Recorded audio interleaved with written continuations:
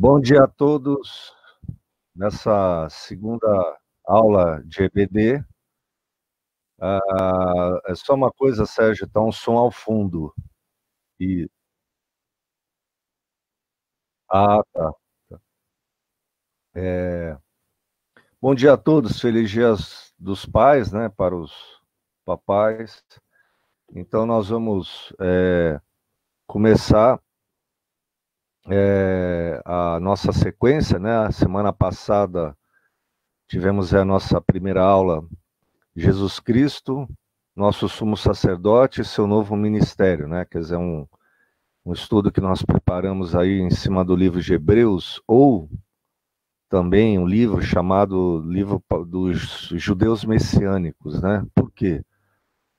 Porque são os judeus que acreditam que, mesmo seguindo o judaísmo, eles acreditam que Jesus Cristo é o Messias, né? E foram, por causa disso, convertidos, né, e batizados. O livro de Hebreus, como nós comentamos a aula passada, é um livro incrível, né? Ele deixa bem claro o quanto o cristianismo ele é tributário, né? Ele é devedor da sua base judaica, né? Da Torá, né? Que é o Pentateuco, né? A lei, os profetas. Aliás, temas que Jesus fala diversas vezes nos evangelhos, né? Quer dizer, Jesus era judeu e ele seguia e cumpriu perfeitamente toda a lei judaica. Então nós vamos começar nesse primeiro momento. Eu vou só relembrar algumas coisinhas do final da aula passada.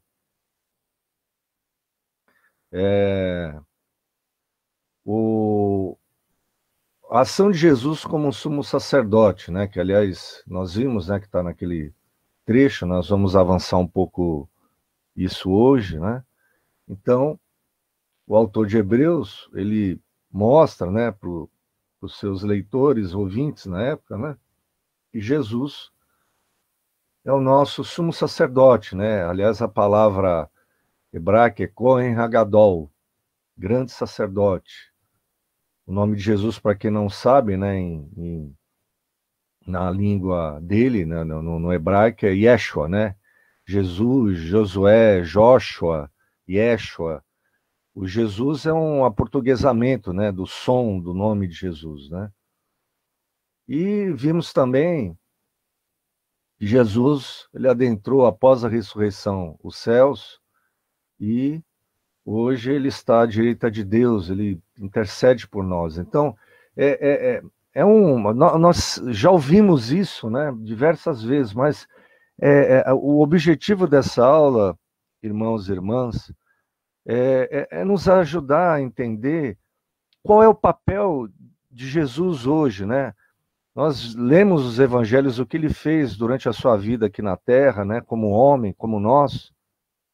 E o que ele está fazendo agora? Ele deixou o Espírito Santo, né? Mas ele, pessoalmente, ele está o quê? Na esfera celestial, ele está com Deus, ao lado do Pai, reinando com Deus, né?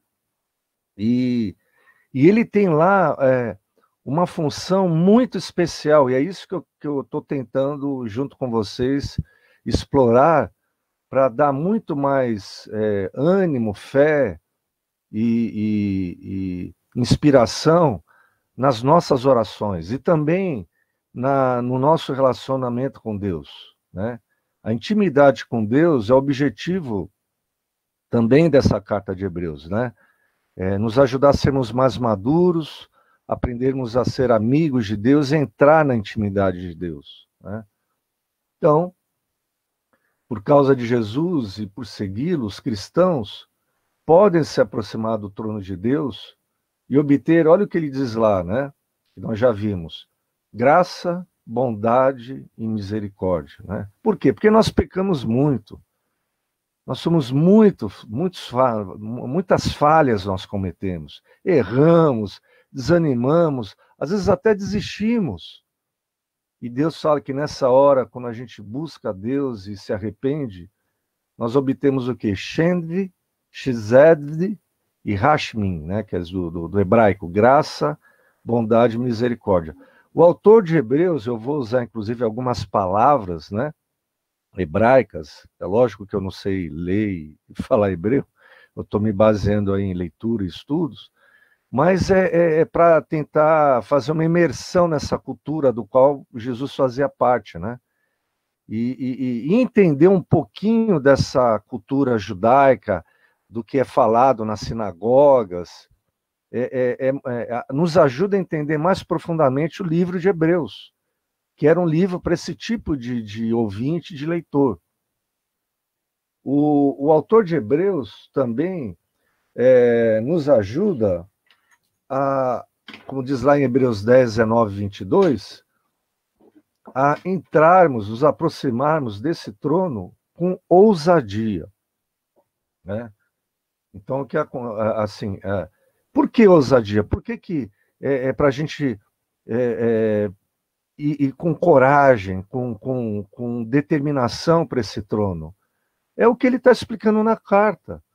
Porque se a gente entende a obra sacerdotal de Jesus, se a gente vai pela fé e a gente entende o papel de Jesus agora no santuário celestial como Cohen Gadol, né, como sumo sacerdote que intercede pelo povo de Deus, isso nos dá mais coragem, nos ajuda a perder o medo, a perder a vergonha. Às vezes a gente erra, peca, e a gente, na hora de orar, a gente vai todo, né, meio sem jeito, e o livro de Hebreus é para nos ajudar também nisso, para a gente entrar com ousadia, para a gente se aproximar do Deus Todo-Poderoso, confiado que Jesus está lá e ele nos ajuda, ele nos aproxima do Pai, ele nos ajuda a entrar na intimidade do Pai, mesmo nós ainda vivendo num ambiente de pecado e cometendo pecado muitas vezes. Então, irmãos, a carta de Hebreus, ou dos judeus messiânicos, tem muito esse objetivo. Aqui, vocês podem ver na tela, é um resumo, né, mas é o que eu falei no finalzinho da aula, só para relembrar também, que Jesus ele se tornou sumo sacerdote, né, segundo a ordem de Melquisedeque. Mas, espera lá, naquela época, isso não mudaria na lei, né? O sumo sacerdote, os sacerdotes, eram o que? Da linhagem de Levi, né? Então, os sumos sacerdotes só poderiam ser de uma determinada tribo, de uma determinada família do povo judeu.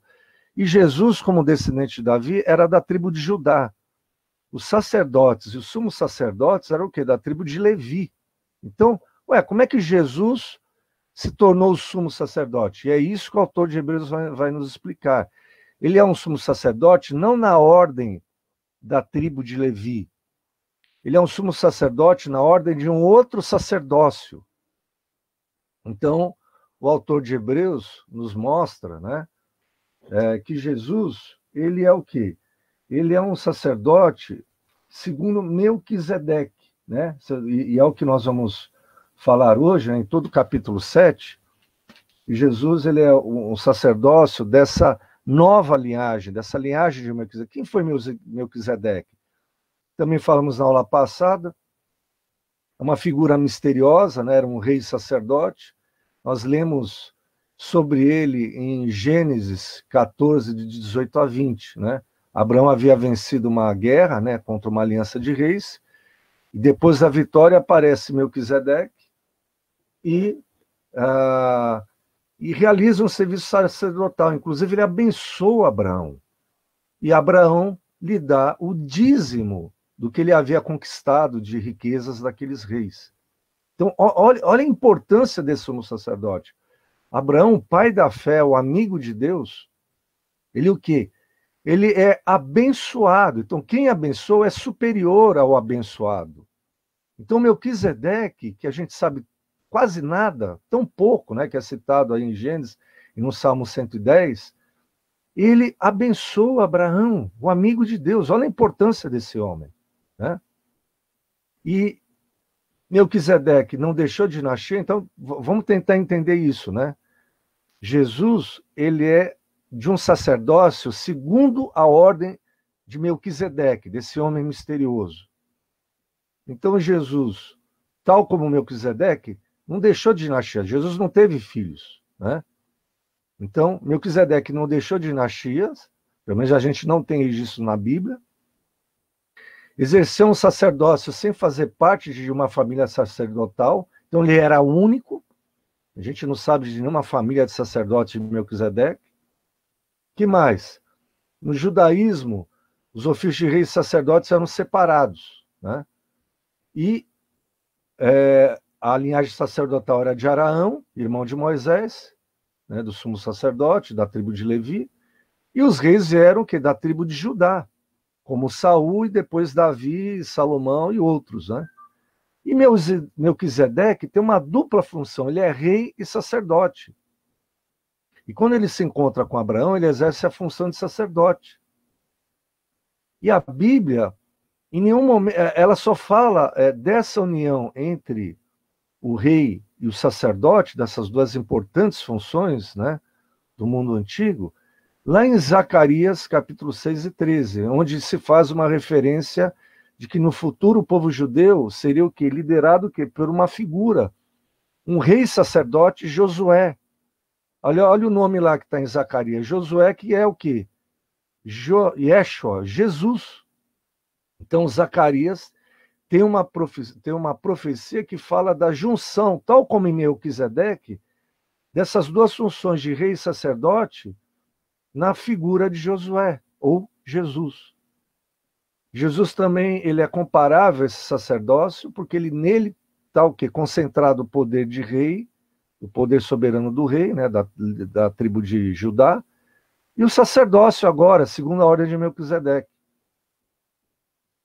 Jesus tinha autorização para utilizar, como filho de Deus, o poder, mas ele abriu mão de tudo isso. E ele experimentou sofrimentos da morte daqueles que ele ia representar. Então, assim, Jesus também se tornou um sacerdócio porque ele é homem, ele se identificou com seres humanos, né? Com os pecadores, sem pecar. E a morte dele o tornou o quê? O primogênito dos seus irmãos na ressurreição. Então, assim, ele é um sacerdote, um sumo sacerdote perfeito, por quê? Porque ele se identificou com nós mortais, com as nossas fraquezas, e ele se tornou o quê?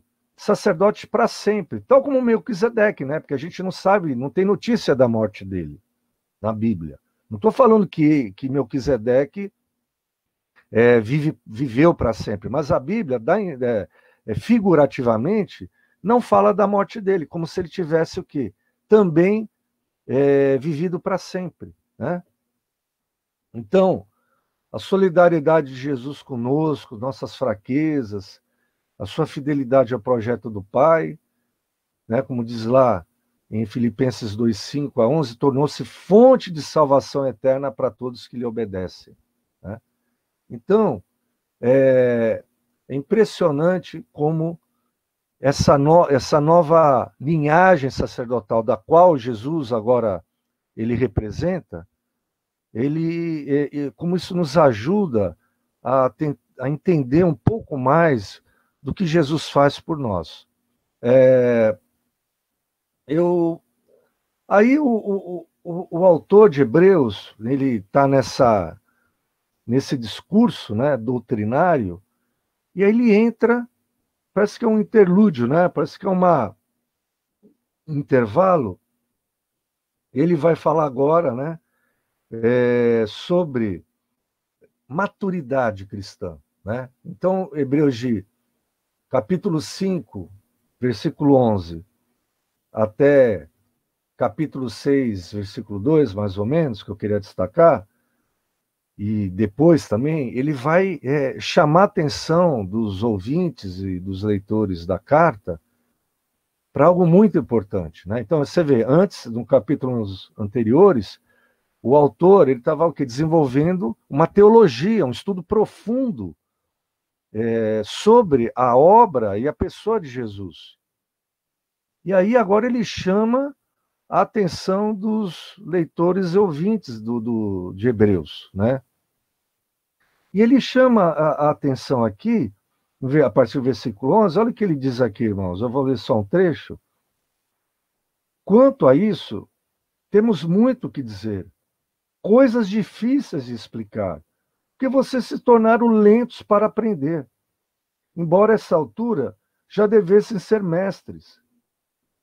Vocês precisam de alguém que lhes ensine novamente os princípios elementares da palavra de Deus. Estão precisando de leite e não de alimento sólido. Quem se alimenta de leite ainda é criança e não tem experiência do ensino da justiça. Mas o alimento sólido é para os adultos, os quais, pelo exercício constante, tornaram-se aptos para discernir tanto o bem quanto o mal. O autor de Hebreus, ele dá uma bela puxada de orelha nos seus leitores, nessa comunidade. E em nós também, né? Ele chama a atenção, por quê? Vamos pensar o que é o crescimento cristão. Até eu coloquei aqui um esqueminha, se você olhar aí a lâmina aí da apresentação, olha lá. Então vamos imaginar a vida cristã com 3 estágios de crescimento, né? Então a primeira infância é o quê? Aquele momento que a gente recebe as doutrinas básicas, que aliás ele vai falar depois, né? Ali no capítulo 6, versículo 1 e 2, fundamento do arrependimento de atos que conduzem à morte da fé em Deus, instrução a respeito de batismos, imposição de mãos, ressurreição dos mortos, juízo eterno. Ele está falando o quê? Ele está falando das doutrinas básicas que toda igreja verdadeiramente cristã tem que ensinar para os seus membros, principalmente para os recém-batizados. E no capítulo 2, perdão, aí então os 3 estágios do crescimento. Primeira infância, o que? A gente recebe essas doutrinas básicas. Aí depois, o próximo passo, né? Item 2, maturidade moral. O que é essa maturidade moral? A gente aprendeu as doutrinas básicas, né? Fomos batizados, aprendemos as coisas básicas do que é ser cristão, aquilo que Jesus ensina no Sermão do Monte, da montanha. E aí o que acontece? A gente aplica isso na nossa vida para o quê? Realizar boas obras, para a gente ter uma atitude cristã na vida, né? Enquanto pai, mãe, filho, empregado, cidadão, enfim, maturidade moral, a gente busca o quê? Aplicar o que a gente aprendeu nas coisas básicas da fé. E, finalmente, a maturidade espiritual, aí o item 3, é o quê? Quando se está pronto a receber a doutrina mais avançada, alimento sólido. Então, olha o que a Bíblia mostra. Há muita coisa, muito alimento sólido. Há uma doutrina mais avançada para a gente tirar da Bíblia e do ensino, só que como é que a gente vai receber se a gente não passar do estágio 1 ou do estágio 2? Né? E é isso que o autor está chamando a atenção. Eles estavam o quê? No estágio 1 e no 2, ou até no 2, eles só estavam tomando leite, eles não conseguiam comer alimento sólido. Então imagina uma criança que só fica no leite, e aí chega na pré-adolescência, adolescência ainda está tomando leite, não come coisa sólida, ela vai ficar doente, vai ficar fraca. Jesus, ele foi maduro em todos os sentidos, né? Você vê que, se lembrarem lá do Evangelho, Jesus mesmo, quando jovenzinho, já estava lá no templo ensinando para os mestres e causando o quê? Um impacto. Não estou falando que todos nós vamos ser sábios e perfeitos, mas Jesus, ele era maduro em todos os sentidos. E ele fala o quê? Que a comida dele, né, a comida sólida dele, era o quê? Fazer a vontade de Deus. Lembra quando ele está ali no poço com aquela samaritana? Ele fala o quê? Que a comida dele era o quê? Fazer a vontade de Deus. Então, como ele diz ali, né, quem se alimenta de leite ainda é criança e não tem experiência do ensino da justiça, ou experiência da palavra da justiça. Então, a maturidade é o que? A doutrina de que as pessoas são declaradas justas. Então, essa experiência na palavra de justiça, ela é muito importante, irmãos e irmãs. Então, até usei aqui, se olhar aí a figurinha do lado. Por quê? Porque a doutrina cristã, ela pode, né? Parece até uma contradição, mas, por exemplo, eu aceitei Jesus Cristo pela fé, eu sou salvo pela fé. Ou seja, todos os pecados que eu cometer, desde que eu me arrependa, desde que eu confesse essa fé, eu posso agora viver em paz, eu posso não sentir mais culpa deles. Mas veja, isso aí é uma coisa muito poderosa. E pessoas, né? Essa doutrina, ela pode, o quê? Nas mãos de pessoas despreparadas, de bebês espirituais, ela pode o quê? Causar um grande problema. Até eu coloquei um nenenzinho, imagina um bebê brincando com uma arma carregada na mão. Olha ali a figura, né? Mas lá em Romanos 3:8, né, quando Paulo está argumentando, vamos lá, rapidamente, Romanos capítulo 3, versículo 8, olha o que Paulo diz, né? Por que não dizer como alguns caluniosamente afirmam que dizemos, façamos o mal para que nos venha o bem. Então o que Paulo está falando? Olha, tem gente dizendo que tudo, desde que eu tenha fé, que eu confesse, que eu me arrependo, que eu siga Jesus, eu posso pecar. Então, todos os meus pecados vão ser perdoados, então não tem nenhum problema.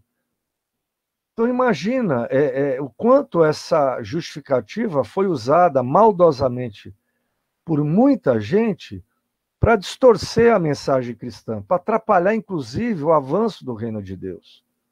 De fato, a justificação pela fé é uma arma poderosa, mas nas mãos de bebês espirituais, ela pode o quê?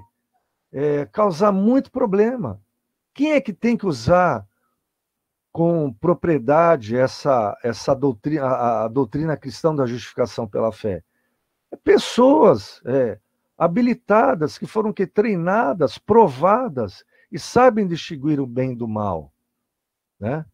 Daí a importância do que o autor de Hebreus está falando, e inclusive ele adverte os seus leitores de que se eles continuassem como bebês espirituais e não entendessem essa doutrina que ele estava explicando sobre o sacerdócio de Jesus, o risco era grande deles caírem, né?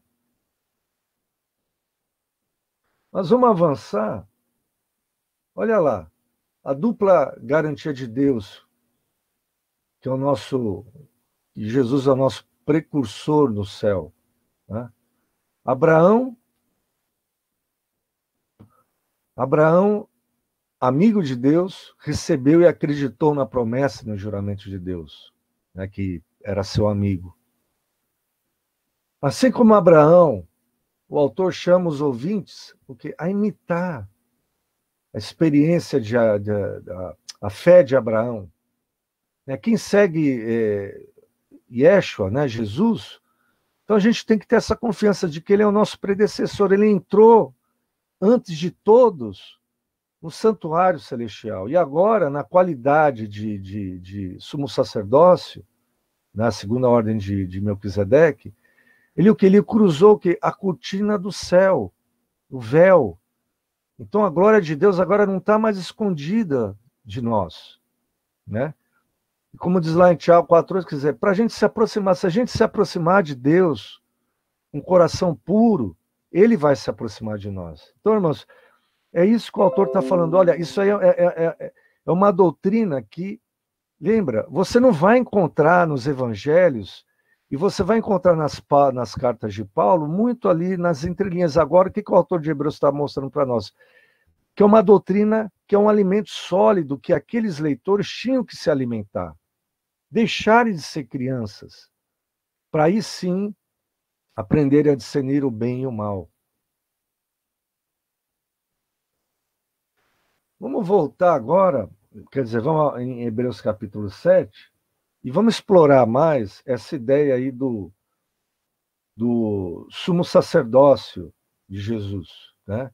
Segundo a ordem de Melquisedeque, é o que ele vai explorar em todo o capítulo 7.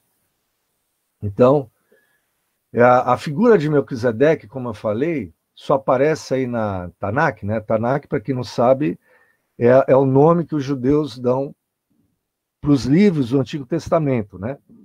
O Pentateuco, os Salmos, os Profetas. Então, a figura de Melquisedeque só é citada duas vezes, só aparece duas vezes no Antigo Testamento. Em Gênesis, capítulo 14, 18 a 20, e no Salmo 110, versículo 4. Né? É uma profecia a respeito de Jesus, né, que nós cremos. Então, tal como, quer dizer, Jesus, ele era o quê? Ele era leigo, ele não era religioso oficial, ele não era um sacerdote, ele não era da linhagem. Aliás, Jesus, como nós bem sabemos, né, quando lemos os evangelhos, ele teve muitos conflitos com sacerdotes. O sumo sacerdote condenou ele à morte. Lembra disso? Você vê que, por exemplo, Paulo, né? Vamos comparar com Paulo, que depois vai ser um grande, né? Depois de Jesus, ele é a outra grande coluna da igreja, né? Paulo, ele tinha amizade, ele era do círculo sacerdotal, né? Ele era um fariseu, né? Ele não era da linhagem, mas ele tinha um ótimo trânsito e bom relacionamento com os sacerdotes lá de Jerusalém e do templo. Jesus não, Jesus só teve conflito com aqueles caras, né? Uma outra coisa, Melquisedeque era o rei de Salém. Olha que interessante, né? Isaías 9, capítulo 9, versículos 5 e 6, é uma profecia acerca do Messias e que fala que o Messias também é aqui, vai ser chamado de príncipe da paz, Sar Shalom, né? Ou seja, Jesus Cristo é o príncipe da paz. Ele é da ordem do sacerdócio de Melquisedeque, que era o quê? Rei de Salém, rei da paz. Shalom, Salém, né? O autor de Hebreus, ali no versículo 4, capítulo 7, versículo 4, ele faz uma citação que é muito comum no ensino judaico, nas sinagogas, tanto do primeiro século e até hoje. Ele faz o quê? Uma drash. O que é uma drash? Ele faz uma exegese bíblica, que é o quê? Ele explora o texto para tirar um ensino.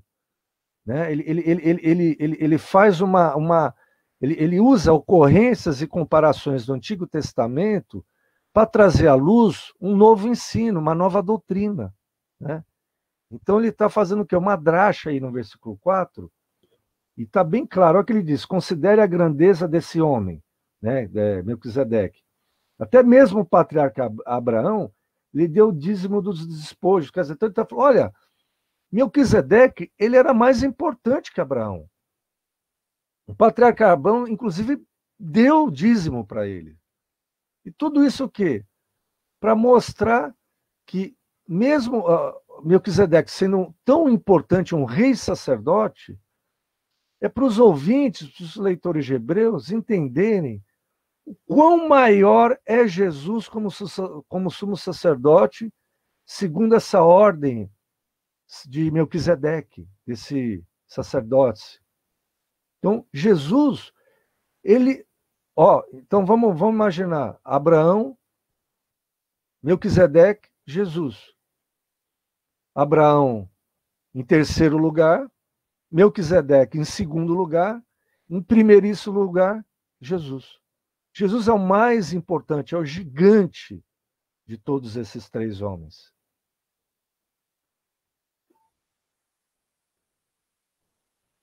Que mais?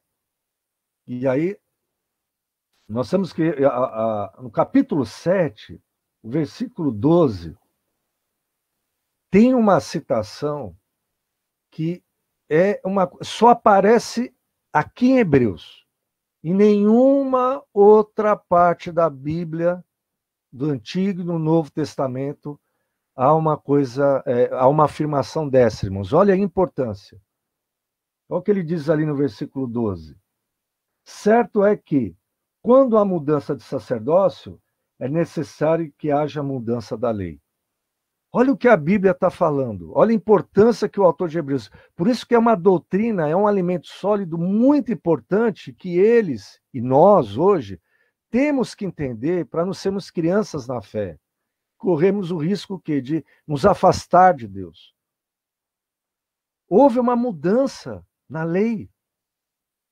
Então vamos pensar assim, o povo judeu recebeu a lei, né, a Torá, o Pentateuco, por meio dos levitas, de um sacerdócio. E agora, esse sistema sacerdotal e essa lei, ela foi muito importante, Jesus a seguiu, inclusive, mas tinha um problema, ela não era completa. Ela não possibilitava a humanidade de estar sempre na presença de Deus. Ela foi um primeiro degrau. Então, o que isso mostra, né? E é isso que Jesus tentou, lutou e morreu para ensinar para os seus compatriotas, para os seus irmãos, para os judeus, e por causa disso ele foi condenado. Que havia necessidade de um novo sacerdócio, de uma mudança na lei, né? Então, havia essa necessidade. O versículo 11, olha o que ele diz lá. Se fosse possível alcançar a perfeição por meio do sacerdócio levítico, visto que a sua vigência o povo recebeu a lei, por que haveria ainda necessidade de se levantar outro sacerdote segundo a ordem de Melquisedeque, não de Arão? Quer dizer, se Jesus tivesse que continuar a lei, ele seria da ordem de Arão, de Levi. Mas não, agora é um novo tipo de sacerdócio. E se mudou o sacerdócio, ele está vinculado à antiga lei. Então mudou a lei. Hebreus capítulo 7, versículo 12, está mostrando isso. Que houve o quê? Uma mudança na substância da lei. Então, é o único que tem que falar isso. Aliás, a palavra mudança que diz aí é o quê? Metateses, né? de metamorfose. A mudança da Torá. Então, o contexto deixa claro que qualquer alteração na Torá estaria relacionada com o sacerdócio ou o sistema de sacrifícios. Então, quando Jesus veio, morreu, ressuscitou, e agora ele está à direita intercedendo por nós, irmãos, houve uma mudança na lei. Houve alteração em seus elementos. Mas lembra, o próprio Jesus disse o que lá em Mateus 5,17, não penseis que vim para anular a lei e os profetas, não vim para anular, mas para dar o quê? Pleno cumprimento, ou completá-la. Jesus completou. Ele não veio jogar fora a lei, o Pentateuco, o Antigo Testamento. Ele completou e possibilitou para nós, não judeus gentios, nos aproximarmos de Deus. Os judeus ainda seguem a lei, mas eles têm que o quê? Se converter a Cristo, ser batizados e seguir Jesus. Mas eles estão lá ainda na lei. Mas nós, gentios, temos agora esse sumo sacerdote também. O sumo sacerdócio de Jesus não é só para os judeus, como era o sacerdócio de Levi. O sumo sacerdócio de Jesus é para judeus e gentios, para toda a humanidade. E aí, para completar, eu uso aqui essas figuras para finalizar a aula. Olha lá, vamos imaginar assim, menorzinho ali, o sumo sacerdócio Arão, né, da tribo de Levi. Olha lá com a roupa sacerdotal, ele encontra o sumo sacerdote, com peitoral, com todos os paramentos, né? O que acontece com Arão? Morreu. Vamos pensar agora em Melquisedeque, né, o rei e sumo sacerdócio, que é citado lá, né, somente 2 vezes na Bíblia, no Antigo Testamento, né, em Gênesis e em Salmos. Melquisedeque, não temos notícias da morte dele. E agora o nosso rei e sumo sacerdote, da ordem do sacerdote Melquisedeque, ressuscitou e agora vive para sempre para exercer o seu sacerdócio. Ou seja, irmãos e irmãs, para interceder, para clamar, para nos aproximar, para nos chamar a aproximar da intimidade de Deus. Esse é o nosso sumo sacerdócio. A gente vai errar, nós vamos pecar, nós vamos desanimar, mas o nosso sumo sacerdote nos pega pela mão, nos perdoa, e mais do que isso, nos aproxima do Pai, nos aproxima daquele que quer ter uma amizade e intimidade conosco.